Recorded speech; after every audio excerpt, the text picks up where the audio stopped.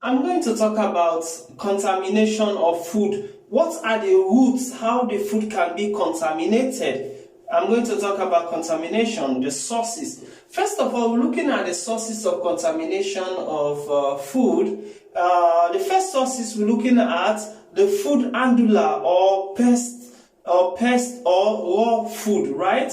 So, like for example, the sources, the people who kill like animal, let's say, or from the farm. So this from the farm also, the food can also be contaminated from that point, you know. Then from that source, we're talking about the vehicle, the transportation, when they are transporting this food. So when they are transporting this food or food, the handling, the person who's handling it most commonly is hand has bacteria sometimes. Then also the clean equipment, right?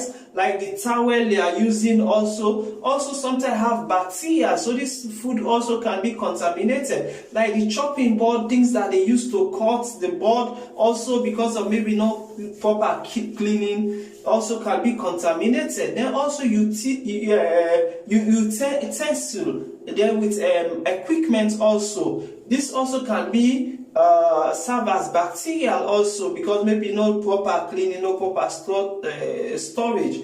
Then I'm going to talk about like when the food ready also to eat. The food also can be contaminated when it's ready to eat, because of maybe you leave it on the air, dust are coming around also. So these are the sources or the routes at which food can be contaminated, right? Then I'm going to talk about which other topic? I'm going to talk about how to control the type of.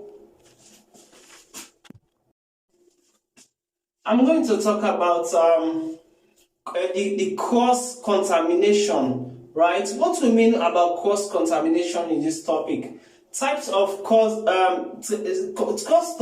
contamination simply mean that transfer of bacteria from one contacted food to another is an high risk to another food. So this is also called cross contamination. So looking at this one, we're talking about direct contamination. So this simply means that like from the farm, you put a chicken and a vegetable together. So it can, raw chicken, it can also be directly contaminated, you know. Then also we're looking at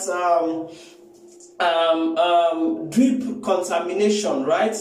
That drip contamination, it's like a freezer. You put raw food and every food you put together, so it's called drip contamination. Then we're talking about indirect contamination. Indirect contamination is simply like the surface of a, let's say like your table, you put food and this table is also already have bacteria. So this is three types of contamination: direct contamination, indirect contamination, also in freezer when you're trying to save your preserve your food.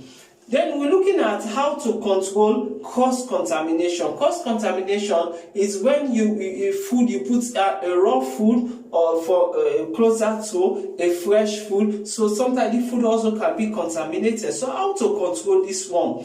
In controlling this one, you should always have it in mind that, number one, you have to use color code, you know, or chopper or board knife, right? You have to use color code system. Then you have to separate of raw and ready food. You have to always try to separate them, right? Then also you have to use color code for cleaning equipment. Time to clean all equipment, right? Your table and pots and other utilities, you understand. Then also you have to use effective training of food handler. You have to train, if you are in hotel, you have to train your staffs how they can handle the food equipment, how they can use gloves and other things. Then I'm going to talk about sources of physical hazard, right? We're talking about sources of physical hazard in food hygiene, like raw ingredients, right? Let's say a human hair is there also, or something like a pin, or these things can contaminate the food. So we're looking at point number two, talking about cleaning of material. right? Number one is raw ingredients can be contaminated. Number two is cleaning material equipment. You have to clean them, right? Then also point number three, you have to maintain an operative system. Which time you're supposed to clean your food, which time you're supposed to do your farming, something like that, or Then also food handling or visitor. You have to look at these things, the visitor that are coming and food handling, greeting. Then you have to look at the packing materials. The packing materials, you mean how you can store your food or which container you are going to use to serve your food. So you have to look at that mechanism because that also can cause bacteria. Then you also have to use the notice board,